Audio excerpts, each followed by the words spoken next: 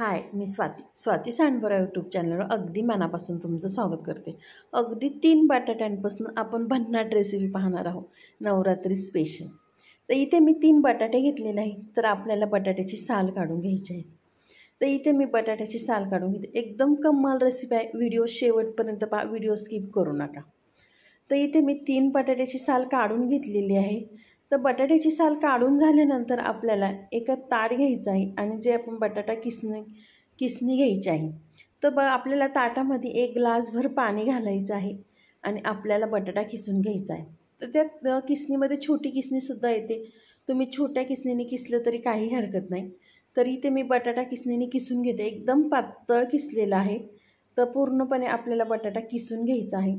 तर इथे मी बटाटा किसून घेते। तुम्हाला जर पाणी कमी वाटलं तर परत थोडंसं पाणी ॲड करा, कारण बटाटा आपल्याला स्वच्छ धुवून घ्यायचा आहे। तर इथे मी बटाटा स्वच्छ धुवून घेते। व्हिडिओ शेवटपर्यंत पहा। चॅनलवर कोण नवीन असेल तर नक्की एक सबस्क्राईब करा। व्हिडिओ आवडला तर नक्की एक लाईकसुद्धा करा। लाईक केल्यानंतर साईडचं बेल आयकॉनसुद्धा क्लिक करा, माझ्या व्हिडिओचं नोटिफिकेशन तुम्हाला सर्वात आधी येईल। तर इथे मी बटाटा स्वच्छ धुवून घेतलेला आहे आणि आपल्याला बटाट्यातलं पूर्णपणे पाणी काढून घ्यायचं आहे।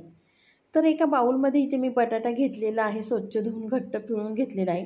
तर आपल्याला त्याचे साहित्य ॲड करायचं आहे। इथे मी मिरचीचा ठेचा घातलेला आहे, 1 चमचा पोह्याचा।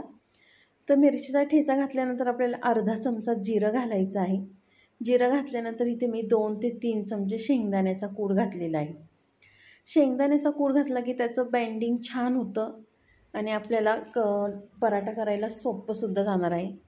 तर चवीनुसार आपल्याला मीठ घालायचं आणि फक्त 2 चमचेच आपल्याला वरईचं पीठ वापरायचं आहे। तर इथे मी 2 चमचे वरईचं पीठ वापरलेलं आहे। तर छान आपल्याला व्यवस्थित एकजीव करून घ्यायचं आहे। तर इथे मी चांगलं व्यवस्थित एकजीव करून घेतलेला आहे। तर इथे मी पॅन गरम करून घेतलेला आहे। पॅनमध्ये आपल्याला छोटासा गोळा घ्यायचा आहे। तेल किंवा तूप लावून घ्या पॅनला, म्हणजे खाली असं चिटकणार नाही। तर इथे मी छोटासा गोळा घेऊन पॅनवरच थापलेला आहे। तर तुम्ही कापडावर सुद्धा पराठा केला तरी काही हरकत नाही, किंवा प्लॅस्टिकच्या कागदावर केला तरी काही हरकत नाही।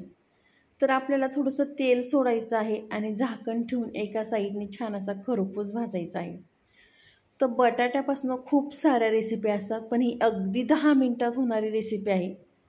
तर एका साईडने छान आपल्याला भाजून झालेलं आहे, तर दुसऱ्या साईडने सुद्धा छान व्यवस्थित आपल्याला भाजून घ्यायचं आहे। तुम्ही हा पराठा दह्यासोबत किंवा शेंगदाण्याच्या चटणीसोबत वगैरे सुद्धा खाऊ शकता। तर छान आपले असे खरपूस पराठे तयार आहे। तुम्हाला माझा व्हिडिओ कसा वाटला नक्की सांगा, आवडला तर सबस्क्राईब करा।